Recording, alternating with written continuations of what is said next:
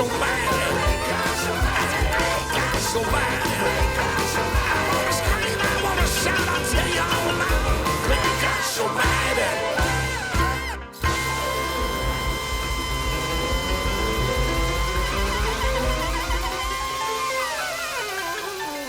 All right. 91.3 WVKR Independent Radio, Poughkeepsie, New York. That was Great Gosh Almighty, which I played by accident, but I hope you guys enjoyed it as much as I did. And that's off Brian Mitchell's newest CD, Diggin' the Roots.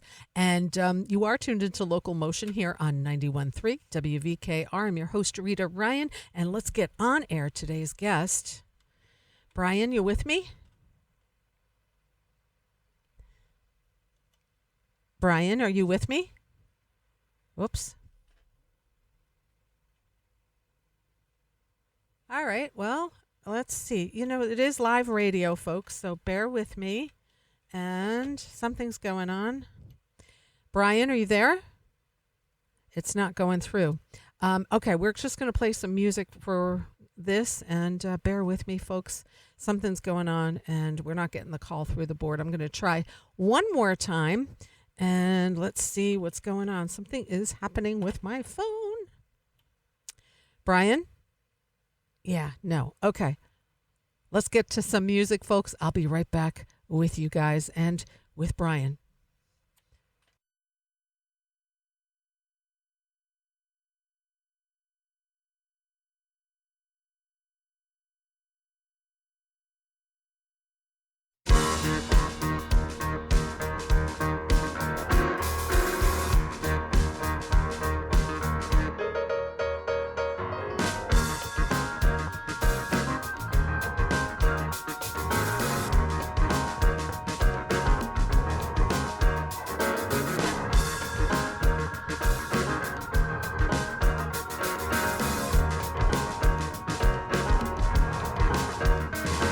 They call me the doctor, and some call me a medicine man. They call me the doctor, and some call me a medicine man. I'm gonna cure what is you. I got the remedy in my hand. I'm not gonna give you no tonic. I don't say you ought to swallow a pill. I'm not gonna give you no tonic, and I don't say you ought to swallow a pill. But after I treat you, darling, you're always gonna want this thrill. You know my office hours are from midnight to the break of day. Come by late at night, I guarantee I'll drive your pain away. Call up the doctor, I sure don't know what to do. Whatever you need, I am gonna give it to you. Call up the doctor.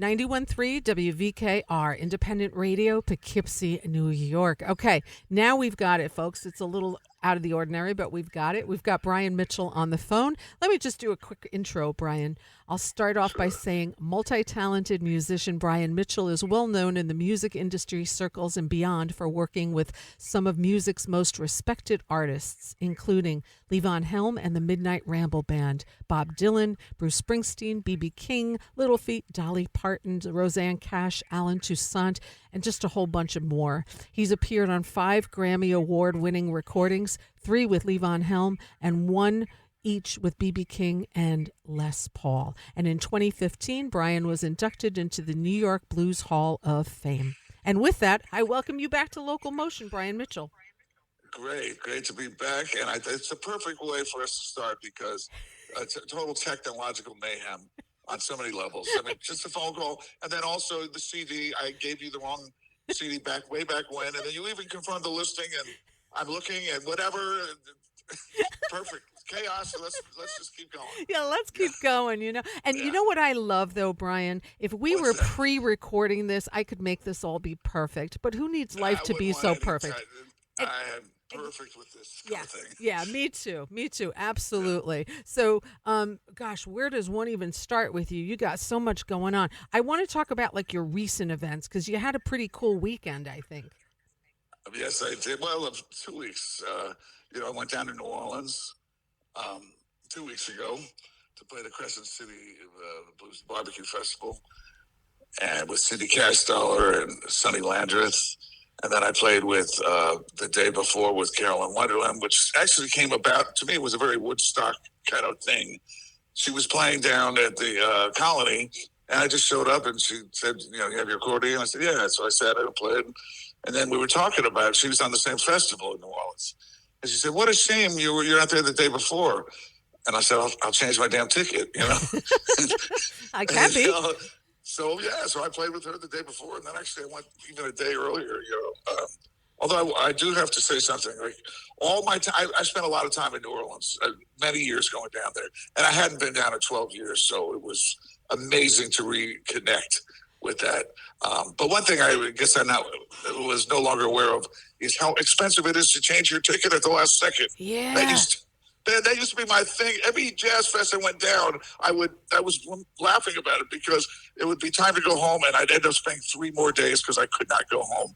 But it's not as easy as it No, used to be. the change fees are almost as much as the ticket. Unbelievable, Yeah. yes. Yeah. Yeah. But Yeah. so at least I had an extra gig to pay for. Yeah, exactly, exactly. Yeah. And tax write-offs. That's what we Sure, could do there with you all go. this stuff. Yeah.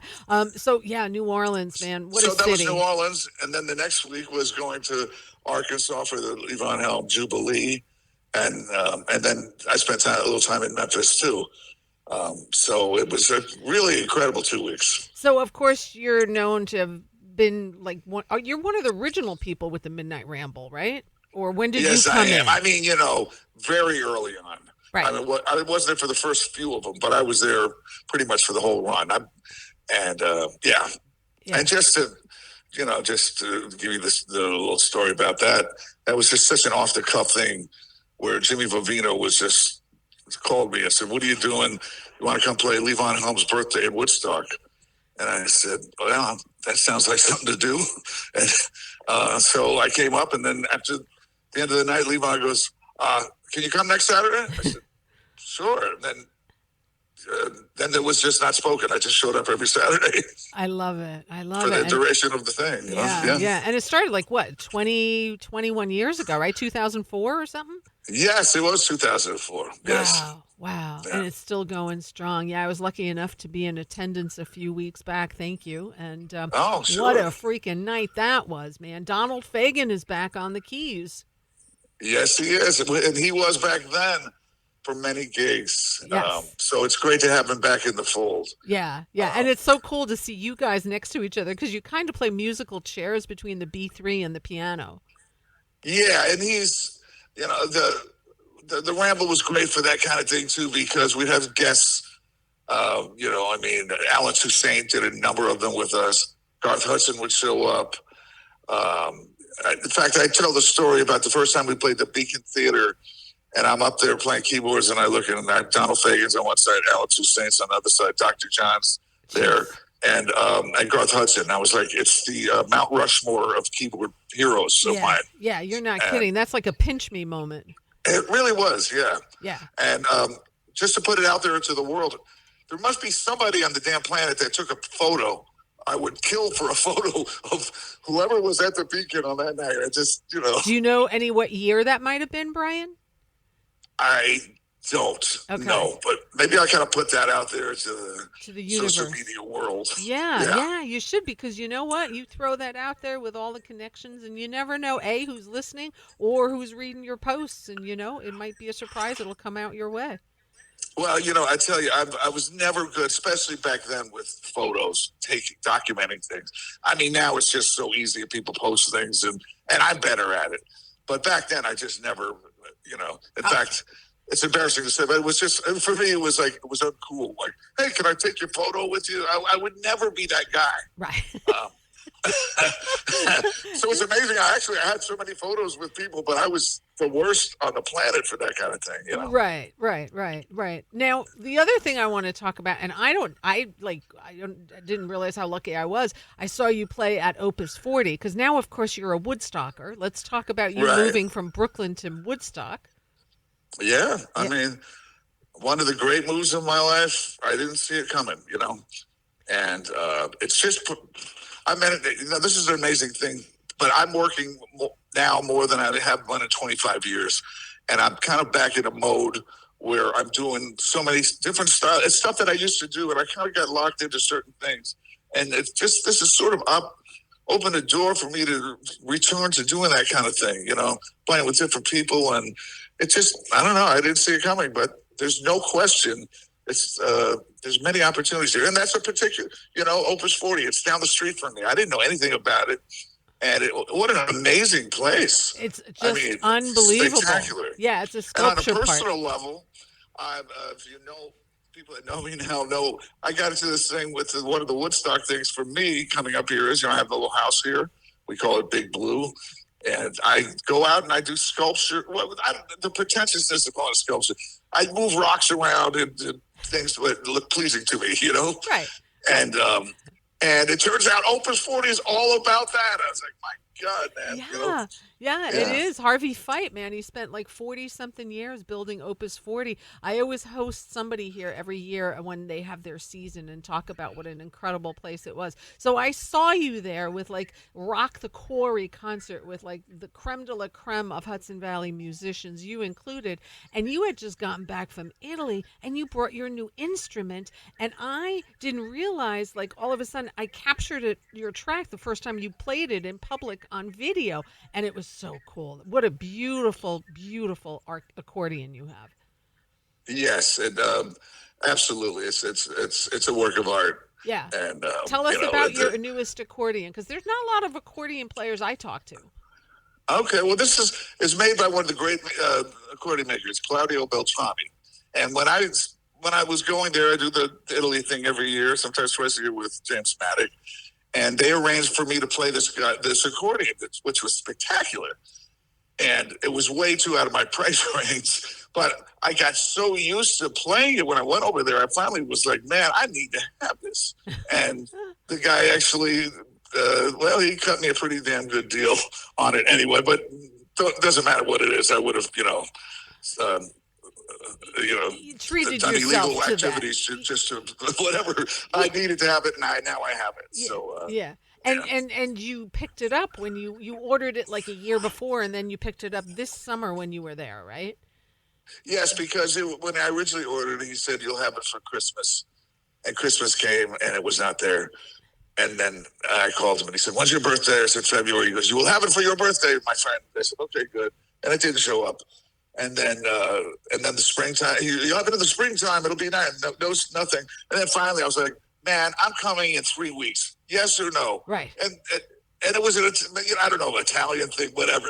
Maybe I was on Italian time. He was on Italian time, whatever.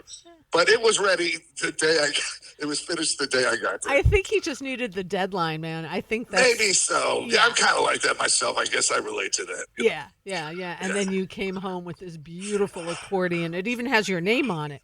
Yes, it does.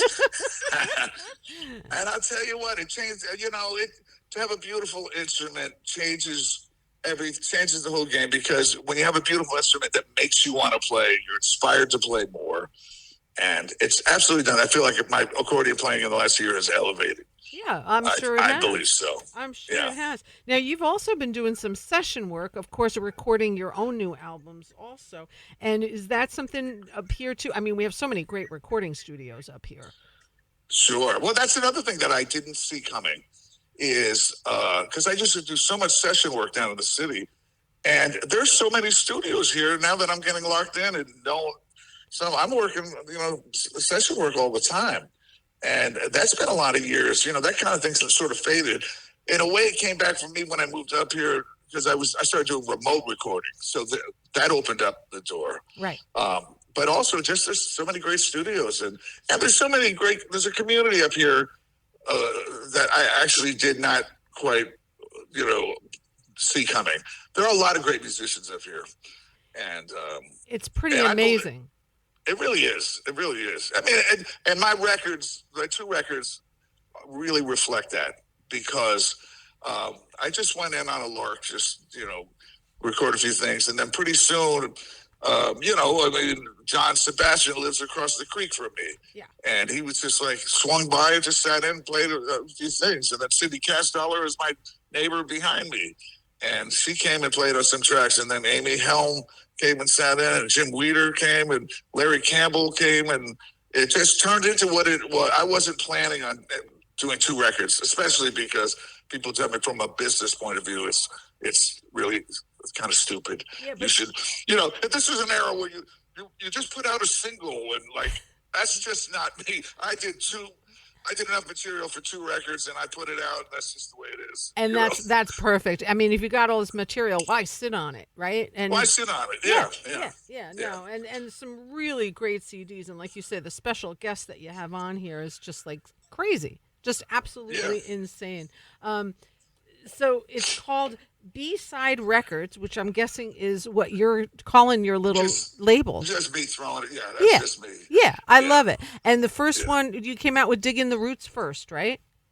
Well, yes, I did. And it was just me doing roots music, just to document it, because I'm known for that kind of thing. But even though I do a lot of other things, but I'm kind of known for being a roots-oriented guy. So I did some, old blues and country, some Americana kind of stuff. But then what I tend to do is I start rewriting lyrics, rewriting chord changes, doing different feels than the original.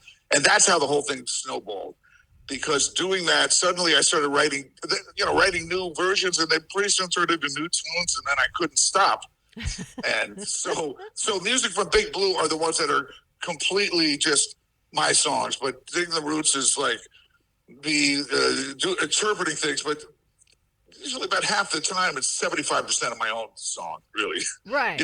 Right. Yeah. Right. Yeah, no, I see that. I mean, on the Digging the Roots, you've got like Rosetta Tharpe, right? Right. You've got Smokey Johnson, Jack Dupree, and yourself, Richard Thompson, B.B. King. Is that your mother credited? Yeah, well, that's the perfect track for what this is about. The first concert I ever saw was B.B. King and Bobby Blue Bland. And it was kind of my blues. It was in Oakland, California. Wow. I was 18 and I just moved out there. And it just blew my mind. It was just a religious experience for me. And so he started the tune with this. He started the concert with Nobody Loves Me But My Mother. She May Be Jiving To. And it just stuck with me forever. So I just thought, well, I'll pay tribute to that first thing.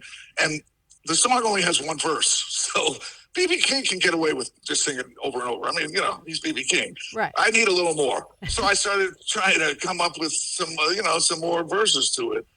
And two things came. The extra two verses. One is my mother, of all people, has this thing. She said, I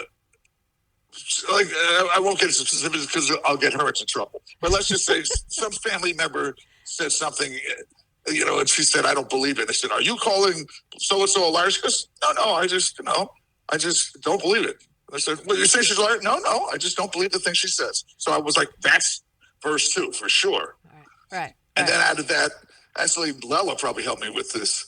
I girlfriend, because she said something like, you don't trust anybody. You're from New York. Everything is this and that. I said, well, there's verse 3. There you go. Mama and Lela helped out on that one. Yeah, I hate to put it so much into that because the Freudian overtones are a little disturbing to me. But, and I'm talking about my mother too. She may be jiving too. I mean, it's kind of, again, I put a lot more thought into things than probably it's a little. I love the track that you put on here, which I really don't associate with you, but the Voodoo Child from Jimi Hendrix.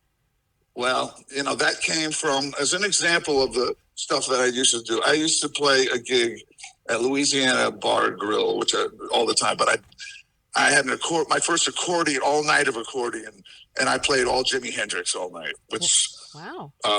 And so that's where that came. I thought, man, I want to pay tribute to me playing Jimi Hendrix on accordion. And when did you pick up the accordion? How old were you? Actually, no, I started out on piano. Right. Yeah. But I was in my early 20s, and a guy knew owed me some money, and I didn't think I was going to get it. He said, "Can I give you an accordion?" I said, "Well, that's the best I can do. I think I'll just cut my losses." and I took the accordion and just put it on a shelf. And I swear to God, within 1 week, somebody came over to my place to rehearse or something and said, "Do you play the accordion?" I said, "No, I have one." Some dude gave it to me. And I just took it off the shelf and played it. He goes, "I love what you're doing." I said, "I don't play it." Right. And he goes, no, let's do it. And so I went to the gig, and then someone saw me that night. I said, "Will you play accordion on my gig?" I said, "I don't play accordion." They said, "Well, we like it because you don't sound like an accordion player." And then finally, at a certain point, I stopped apologizing because people kept hiring me. Right. So, and then at a certain point, I was like, well, I guess I am an accordion player. So, yeah. Wow. I love and how another that thing happened. about it, another thing is my earliest memory of music was my Italian uncle who played accordion. And it just made an impression on me because I was just a kid. And he showed up on a Sunday, played accordion, and my grandmother's dancing on the table with a tambourine, the tarantella, and this and that. So it was almost like it was kind of meant to be, really. Yeah. Oh my gosh. Oh, that's so cool. And when did you start piano, Brian? When I was about 8 years old. Okay. So did you take lessons? I forgot. Yes, I did. Yeah. Yeah. So I played classical piano. Ah, how long did you do that for? Till I was 18, 19. I went to school at San Jose State in California, and I was playing classical piano. Wow. And then up until the point when I realized what it takes to be a great classical pianist, I'm playing all of it. I was like, man, I can't devote 8 hours a day to just doing that. It's hard. It's hard. It is. Oh, my God, yes. Yeah. Well, your daughter, Yeah. Yeah, with the violin. I mean, she was, a major in music performance. I mean, that she said, and she has a degree in economics. She's like, "Mom, my music career was way harder than my economics career. It was insane. Right. So, yeah. So, I just want to finish some of these songs that we're talking on here. Got Me a Woman, which I was supposed to play, but I'm going to play that next. I think I accidentally had the wrong track or something. So. Well, there's a chance that even the listings that we're talking about are jumbled up. Yes. I don't know. Because I realized I put a sticker on because I put a sticker on with the right thing, and maybe the numbers don't align up. I don't know. Can you start to play it, and then if it's not, stop it? Yeah, okay. Absolutely. So I'm going to try it as track 8 when, we're done in a bit, and then try that. But that's what I'm going to try to do. So, okay. What I've been doing with your music, when I play your music, I just kind of let it go because I realized, wow, this is not what it says it's supposed to be. But I play it anyway because it's really cool. And it's like, why not? Be surprised. So I was like, let's just do that, and we're good to go. So, so I'll play that one here and talk. Oh, come on, Richard Penniman, Great Gosh Almighty. We played that. Oh, yes, that was fun. And then, that's another part of the roots. It was a tribute to some of my favorite piano players. There's, a tribute, that's for Little Richard. And then I think one's the Dr. John oriented thing, and another's a Leon Russell kind of thing. And Clifton Chenier and Lead Belly. Yes. Yeah. Otis Spann. And it's so cool. And I like that you differentiated that. And that's all on Brian Mitchell's Diggin' the Roots. And then the second one that you have music from Big Blue, which of course, hey, you're the Levon Helm guy. Music from Big Pink. We've got music from Big Blue now. Yes. I love that. And it just the Big Blue thing came about because of that. It was my house was painted this kind of horrible looking blue when I got it, and I decided it was a horrible blue, so I got this other paint, and it's called Jazz Blue, and I started painting everything this bold thing. It was originally hated by everybody. They said it's so hideous, and I grew to love it. So. So it's really Big Blue. It's to the max, And the tracks, you got 10 tracks on there, and these are all yours. Yes, they're all mine, yes. Yeah, very, very cool. Yeah, we're gonna play the Ramble, and we're gonna play I Hope It Rains. Is the Ramble what I assume it is? The Ramble, like the Midnight Ramble? Yes, it is. It was a song I had sitting around for a long time, and I think writing a tribute song to someone, to a thing like the Ramble or even the Levon Helm, is one of the most difficult kind of songs to write. I bet. So I messed with it for years because it's so easy to be kind of, well, I wasn't that great. I didn't want it to be that. Mm-hmm. So I really messed around with the lyrics for a long time. And I feel like I finally got kind of, it's more of a tribute to, in its way. Well, whatever. It speaks for itself. So. Yeah, yeah. I also, yeah, I mean, these tracks are just so cool. So you've got like 10 tracks on here, all songs by Brian Mitchell. By the way, that's who we're talking to right now. You're tuned into Local Motion on 91.3 WVKR. We're talking with Brian Mitchell, who is now a Hudson Valley resident. I think one of the first times I talked to you on air, you were still down in Brooklyn, coming up, of course, to play some music, but now you're truly a resident here in the Hudson Valley, which is so cool. Yes, I am. Yeah, Yes. yeah. Also, want to tell, like, you play these great shows that are getting quite a following. Barbara O'Brien made sure I wanted to tell you about this. Was you've got a show coming up at Tinker Street, which you play monthly, I think, or at least when you're in the area and are able to. And you've got a show coming up at Tinker Street for Halloween. Now, you've got this great band joining you both on your recordings and at Tinker Street. Talk to me about your solo project here. Well, the band kind of came about because somebody said, you ought to hook up with Eric Parker when you get up there. And I didn't know him. I kind of knew the name. And so we had brunch. And it turns out we played on all sorts of records together. Wow. Amazing that we did not meet in the city. It's just one of the weird things because we're on records together. And but it just didn't happen. And so we just started playing. And the first gig we did was at Tinker Street. They asked me to put together something for a party or something like that. And Carlos Valdez showed up on percussion, and he said, "Can I sit in with you guys?"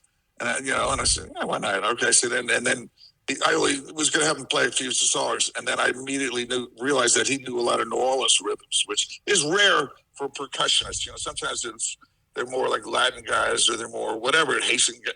But he actually was, when I was playing the stuff, it was familiar. I said, "Don't go anywhere." Right. And then at the end of the night, I said, "Come again." Yeah. Almost like a Levon thing. Okay, you're in. Come on. And and then Ben Zwerin on bass was just, he contacted me when I first moved up here and said, "I want to play with you. I know who you are. And, any opportunity to play with you." So I said, "Well, let me call that dude that just called me up." So he played the gig, and I was like, "Okay, you're great. Let's do that." And yeah. I want to tell you something. Please. It's almost embarrassing to say, but when Ben first, he contacted me, we'd love to. He was so outwardly friendly, and maybe for my years in the city, I was like, "Who is this dude? Why is he reaching out to me?" I mean, I was like, that's just my natural. Right. Now I'm much more. You can talk to people around here, and like I walk in stores, I'm like chatty. I don't know who the hell this guy is now, but I talk to people all the time. I guess I was, the city kind of makes you a little more guarded in its way. And I'll tell you the other part of that. Going back to Brooklyn, I started noticing, like my neighbors, like, don't look you in the eye and don't even say hello. Right. Down there, and I was like, I was there for my whole life. It never bothered me. Suddenly I was like, look at this kid. You can't say hello. You can't look me in the eye. What the hell's wrong with you? Man? Right. Yeah. It's warmer up here. There's a little more, I don't know. To me, maybe I'm, I don't know. I'm probably friendlier too, more approachable. Yeah. But, yeah. When we were down in Arkansas, Anna Lee, Levon's lifelong childhood friend, she said to Lois, she goes, "Brian smiles all the time. I don't recall him smiling back in the day." That is probably true. Oh, that's so sweet. Yeah, you're happy. And Anna Lee, you got it. That, of course, is part of the song, right?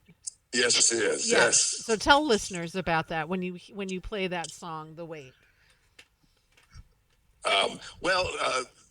She's one of the characters where Robbie Robertson took a lot of Levon's, anecdotes and friends and put them into song. And so I've got to know her now. And I tell you what, my trip to Arkansas, hanging out with her. We went to Turkey Scratch, where he was born, and she came with us. And there's nothing in Turkey Scratch. I mean, absolutely nothing.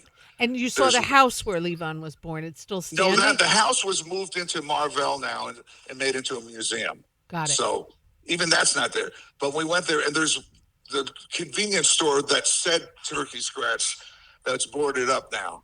But I posted a picture of myself with it. But there's nothing in the town. There's no nothing. There was a sign that said Turkey Scratch, home of Levon Helm, and somebody stole the sign. I found out. No way. Oh my God. So wow. there's literally nothing that's anyway. Kind of cool. Yeah. Or it not is. cool. I don't know. Yeah. No, the pictures I saw posted looked like a pretty amazing time. You guys do that every year, right? It's. Yes, we do. Oh, and actually, we play on his front porch as part of the. Before we do it on the big stage, we play on the porch where he was, that house that we're talking about came from Turkey Scratch. Amazing. Yeah. What history, and it's so cool that the Levon Helm Studios is still going, and that's what his wish was, to keep it going. And he passed away 13 years ago, and it's going strong. It actually really is, and there, it's almost.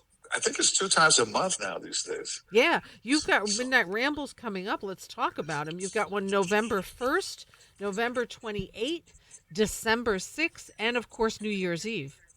Right. And tickets for the Midnight Ramble, folks, you can buy them at levonhelm.com. And they usually sell out pretty quickly, especially on New Year's Eve. And we've got some crowd. Let me just tell you, I'm also playing the Colony on the 19th, Wednesday the 19th. Wednesday the 19th. That's like next week? No. November 19th. Okay, November 19th, yeah. And I'll tell you what, I love that venue so much. That's such, I play a lot more original music in that because it's such a listener-friendly, oriented place. The sound is amazing. And the sound is amazing. So, like if I play at Tinker Street, it's a little more kind of raucous, get people dancing.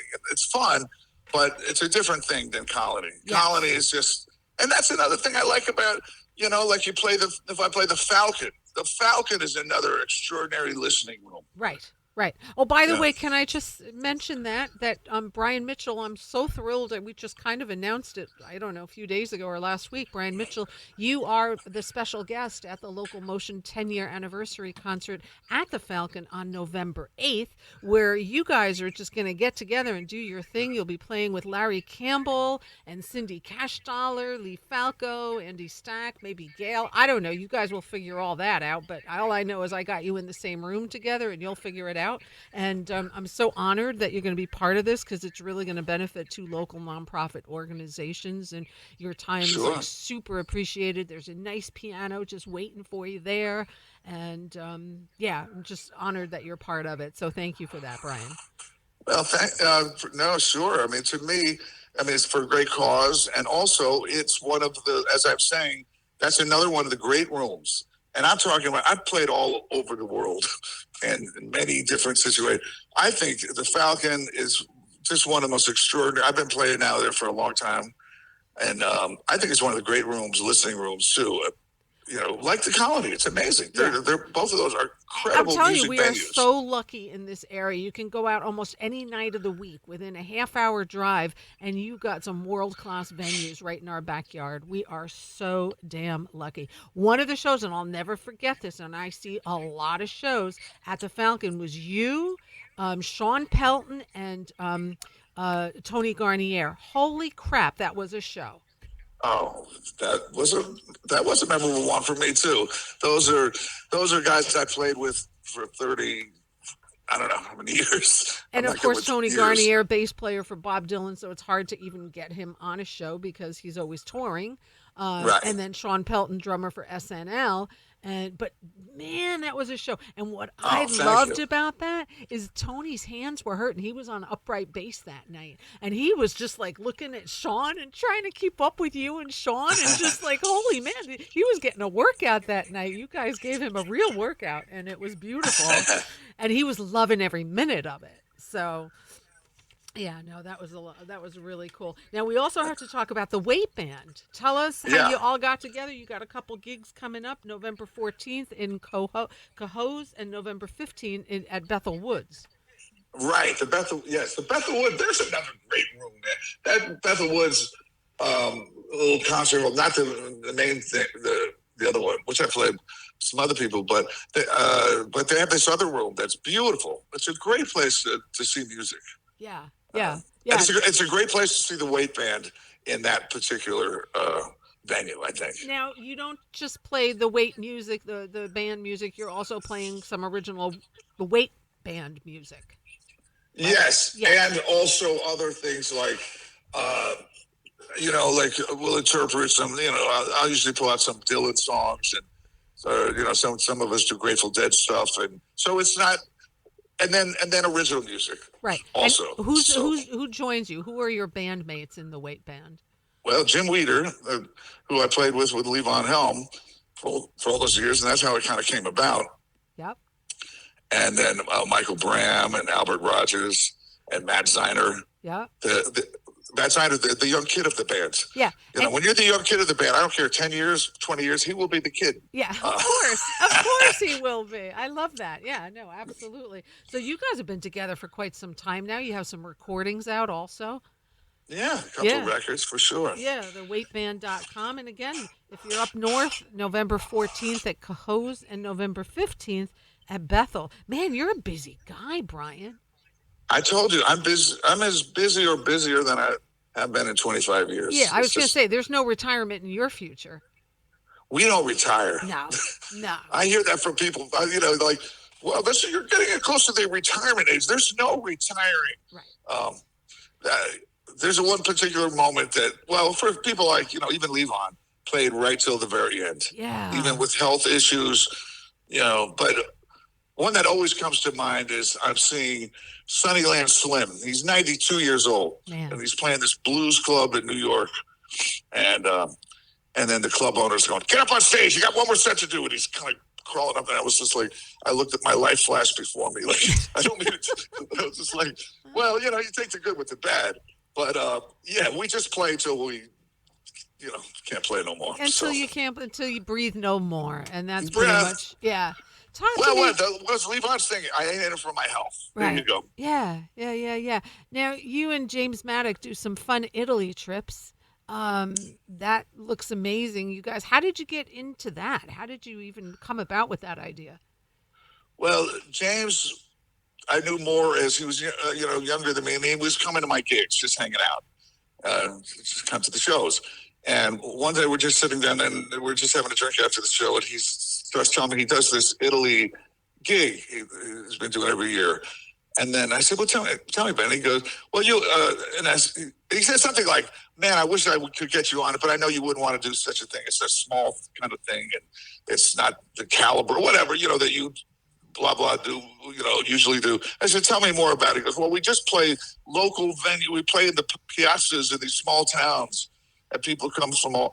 And I was just like, man, that sounds fantastic. Yeah. And so he goes, really, you'd want to do it? And I said, let's do it, man. And the second I went over there, because my mother being Italian, the second I got there, it just hit me like a ton of bricks. Like, for me, it's in my DNA. Yeah. And I was like, I knew I was meant to come back and do that. Yeah. I even went to the town of my mother's family eventually. Wow. Did you meet some Yes, of them?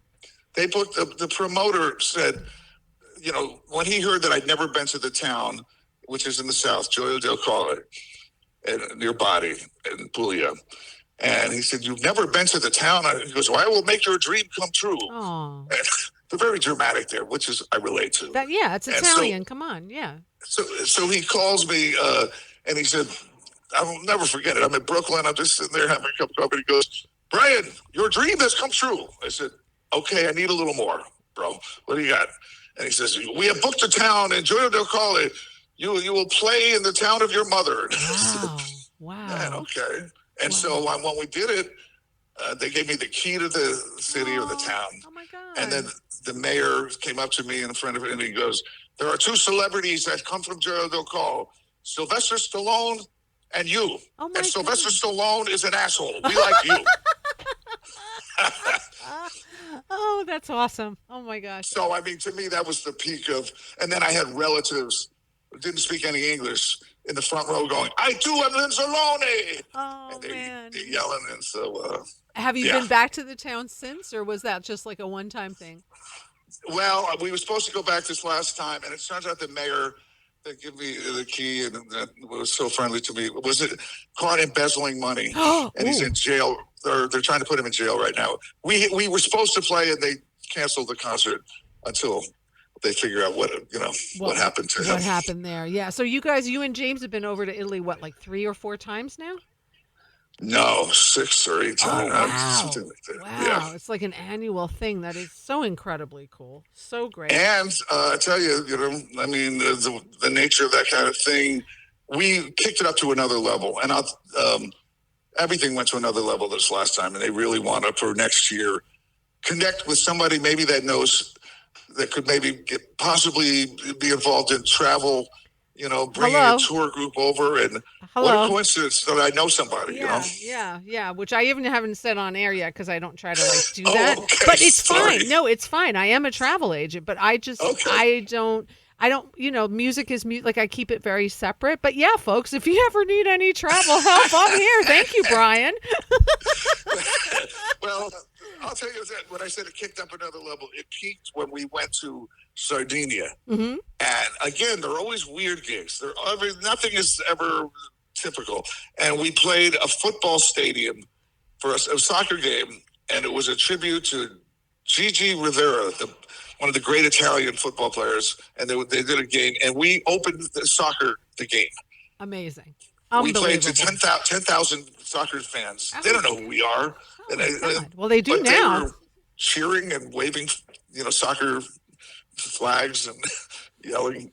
It was fantastic. It was unbelievable. Yeah.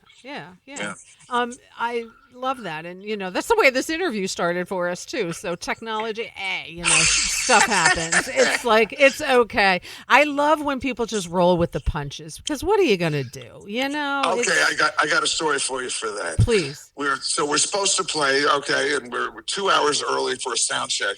And, of course, the sound check is just a disaster. They don't have their shit together at all. And finally, we plug in, and my accordion has this tiny little cable that I can't even move. I said, man, I can't play it like this. I said, by the time you play, we will have a cable so you can move. So, okay. So we get up there, 10,000 people. I look, the cable's the same one. They didn't do anything. I said, where's the cable? I said, it's not possible to happen. Good luck. And so we played, and I can't move. You've seen me. I like to move when I play, especially accordion. Yeah. So finally, the plug kept coming out, and I kept plugging it back in, and it was just sort of nightmarish, but nobody really knew. Nobody knew but you. You might have been a little uncomfortable and cramped up, but yeah. And the promoter said afterwards, he goes, this is why it's great to work with you and James, because you live of the moment. Yes. Meaning we roll with the punches, basically. Yes, yeah. Absolutely. Because we weren't. I mean, we're in front of 10,000 people, but we're not phased. I mean, you just work with what you got. He goes, many people would have freaked out. You didn't freak out. Right. Life's too short to do that. You just make, what are they, lemon out of lemonade? I don't know, lemonade out of lemons or something? It's just what you have to do. Just what you have to do. But yeah, we're talking with Brian Mitchell. You have a website, brianmitchell.net. People can find you on social media. You have a Facebook page, Brian Mitchell Music. You're on Instagram and all that good stuff. And I just better say, go see you live. I mean, see you perform live is the thing. That's the bomb. And you have a show coming up at Tinker Street, Halloween. That's like a real party kind of atmosphere, dancing and all of that. Then you'll be November 19th at Colony in Woodstock. Tickets at colonywoodstock.com. You, of course, have a ton of shows coming up with the Midnight Ramble starting November 1st, and that's levonhelm.com. And then you got the Weight Band November 14th at Cahoes, November 15th at Bethel, theweightband.com. I mean, your calendar must be nuts. It is, but I have a week now. I'm going to enjoy. Good. In fact, I'm going to. If anyone out there is going to watch the first game of the New York Knicks basketball season tonight, I'm going to Tinker Street Tavern, and we're going to watch it Me and my friend Niles, we're going to, join us if you're into basketball. And if you're in the Woodstock area, Tinker Street Tavern, so much fun. It's in the Bearsville Theater Complex.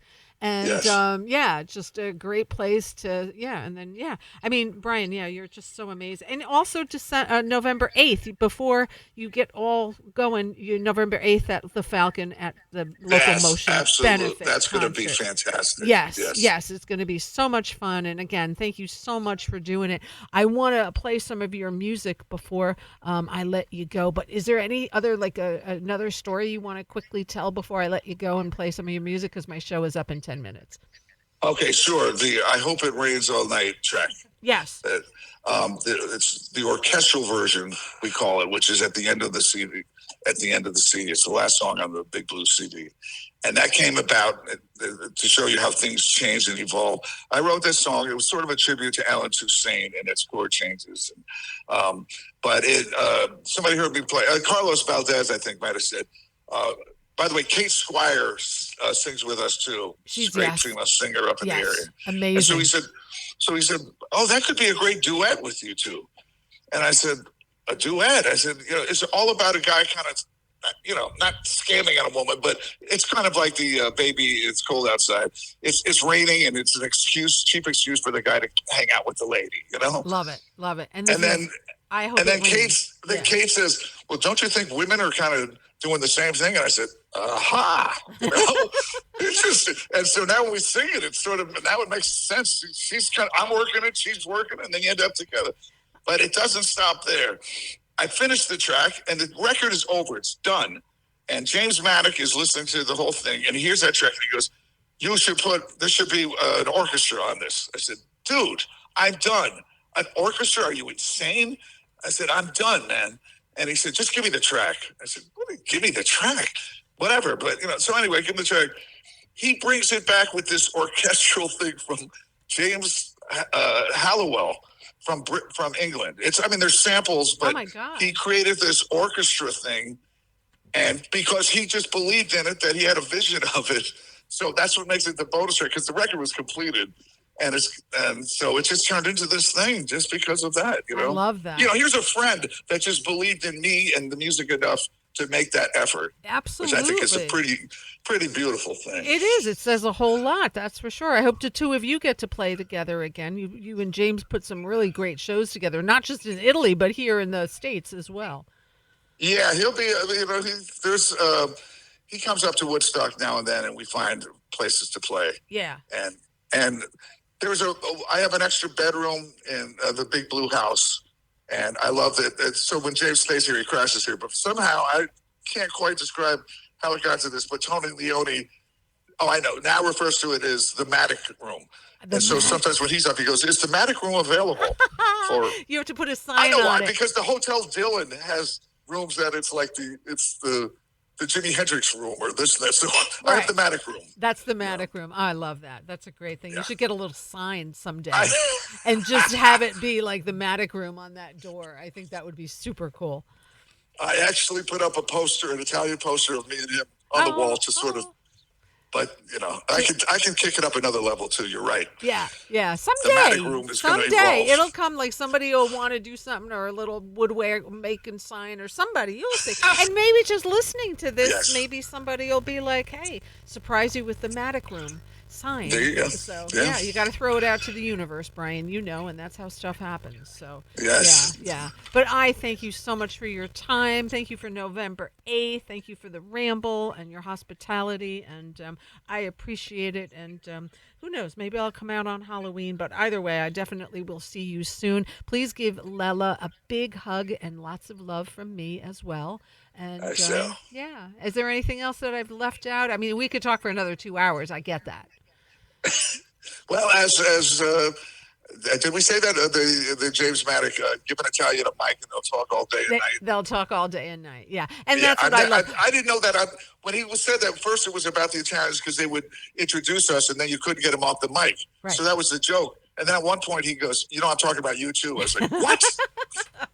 Love it. Well, I'm going to play I Hope It Rains right now because we just talked about that. I'll see if I can squeeze in one more song. Make sure it's the orchestra version. It's the last track. Wait a minute. Last track? It's the last track. I Hope It Rains.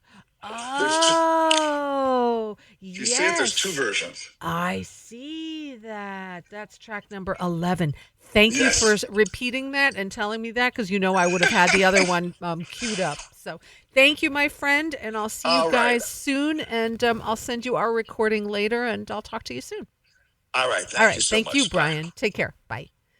91.3 WVKR, Independent Radio, Poughkeepsie, New York. Brian Mitchell. Let's play the bonus track, I Hope It Rains All Night. This is Brian Mitchell's track from Music from Big Blue. Let's take a listen right here, right now on 91.3.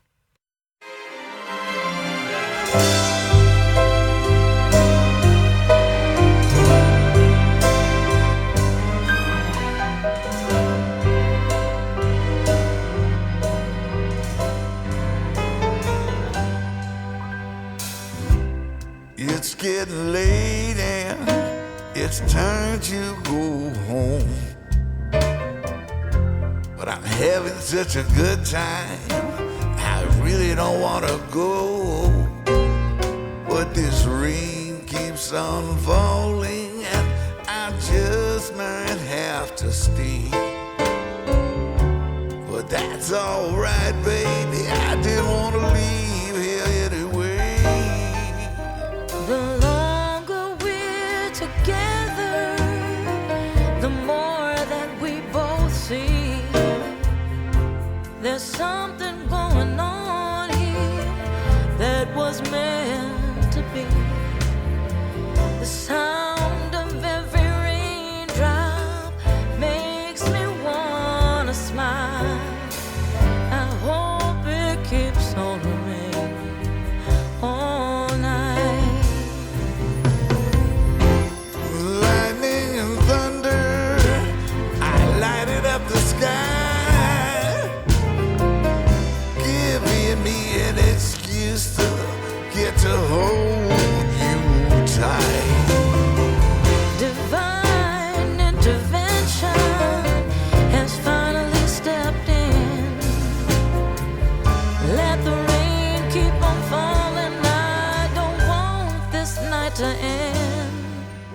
We're no longer in a hurry to make up our minds, but now we have the chance and now we have the time. I'm looking